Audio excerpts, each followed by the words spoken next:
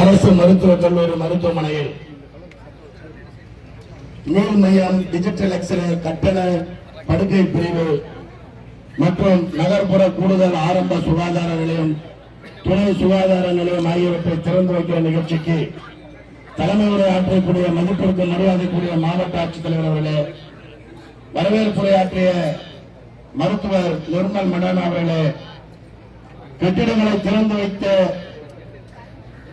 முன்னிலை வாழ்த்துறை வழங்க வருகை தந்திருக்கிற விழுப்புரம் மாவட்டத்துடைய விடுவில்லை இந்த மருத்துவக் கல்லூரி இந்த தொகுதியில் அமைவதற்கு பெரும் போராட்டம் செய்த காரணமாக இருந்து விழுப்புரம் மாவட்டத்திற்கு மருத்துவக் கல்லூரியை கொண்டு வந்த எந்நாளும் அமைச்சர், கழகத்துடைய துணை பொதுச் செயலாளர் பேராசிரியர் குன்முடி அவர்களே, நிகழ்ச்சிகளை கலந்து கொண்டு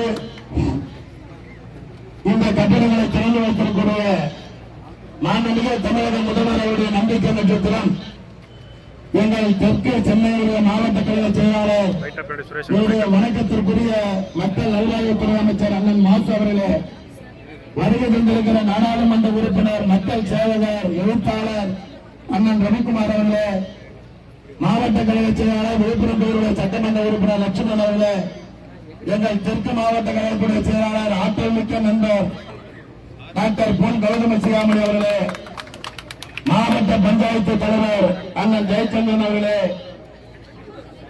வருகை தந்திருக்கிற விடுதலை சிறுத்தைகளுடைய மாவட்ட கழக செயலாளர் அருமை நண்பர் பெரியார் அவர்களே, சரவணன் அவர்களே, ஒன்றிய பெருந்தலைவர்கள் சங்கீதாரிசி அவர்களே, கலைச்செல்வி அவர்களே, வருகை தந்திருக்கிற ஒன்றிய மாவட்டத்திலிருந்து வருகை தந்திருக்கிற கழகத்துடைய ஒன்றிய செயலாளர்கள், மாவட்ட நிர்வாகிகள், முன்னாள் சட்டமன்ற உறுப்பினர்கள், ஒன்றிய பெருந்தலைவர்கள், ஊராட்சி குழு உறுப்பினர்கள், ஒன்றிய குழு செயலாளர்கள், அதேபோல வருகை தந்திருக்கிற மருத்துவக் கல்லூரித்துறையினுடைய இயக்குநர் மற்றும் மக்கள் நல்வாழ்வுத்துறை அமைச்சருடைய ஸ்பெஷல் பிஏ, பத்திரிகையாளர்கள், டாக்டர்கள் அனைவருக்கும் என்னுடைய சார்பில் வணக்கத்தை தெரிவித்துக் கொள்கிறேன்.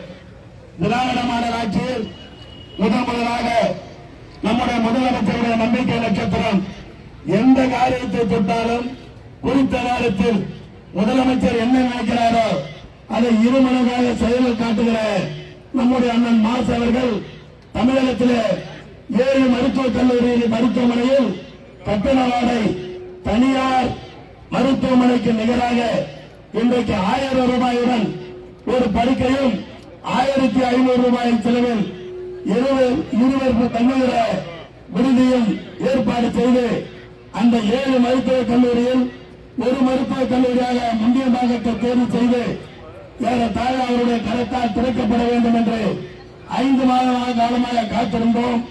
அந்த அடிப்படையில் இன்றைக்கு வருகை தந்து இந்த திறப்பு விழாவை செய்திருக்கிறார்கள். அதே போல நான் சட்டமன்றத்தில் ஒரு கேள்வியை நம்முடைய அமைச்சர் அண்ணன் பொன்முடி அவருடைய உத்தரவின் பேரில் கேட்டேன். இந்த மருத்துவமனைக்கு புற்றுநோய் சிகிச்சை மையம் வர வேண்டும். இந்த பகுதியில் இருக்கக்கூடிய மாவட்டத்தில் இருக்கக்கூடிய மருத்துவ பயனாளர்கள் ஜிப்மருக்கு செல்கிறார்கள்.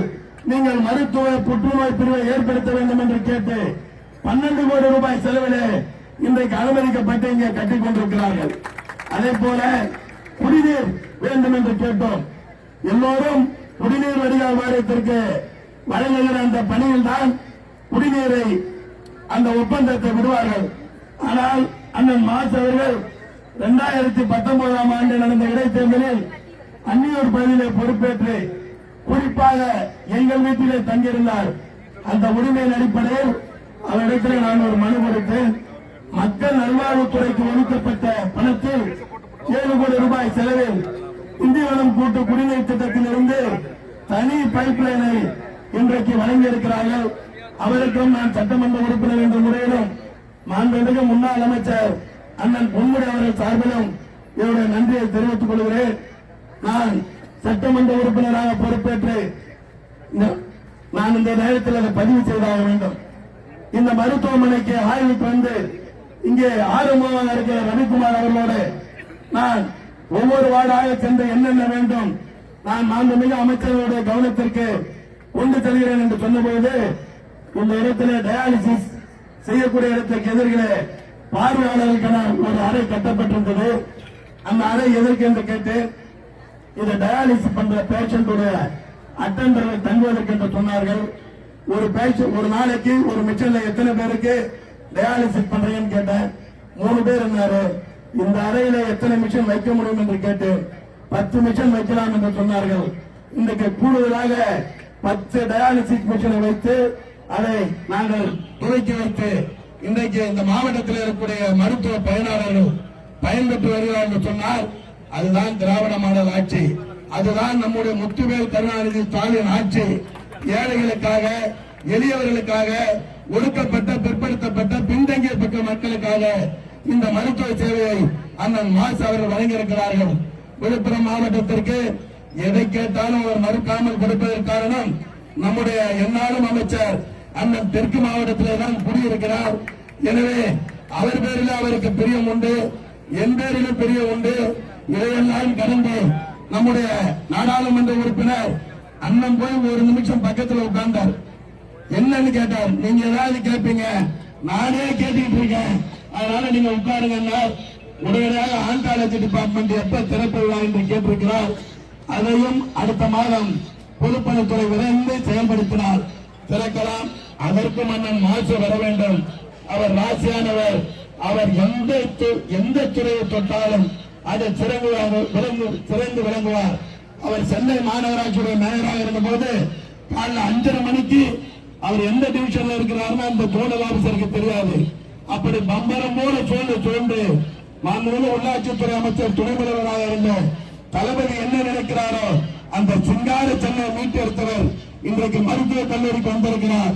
மேலும் பல திட்டங்களை தர வேண்டும் என்று உங்கள் சார்பாகவும் மாவட்ட மக்களின் சார்பாகவும் விக்கிரவாண்டி தொகுதி மக்களின் சார்பாக வேண்டுகோள் விடுத்து வாய்ப்புக்கு நன்றி கூறி விடைபெறுகிறேன். நன்றி.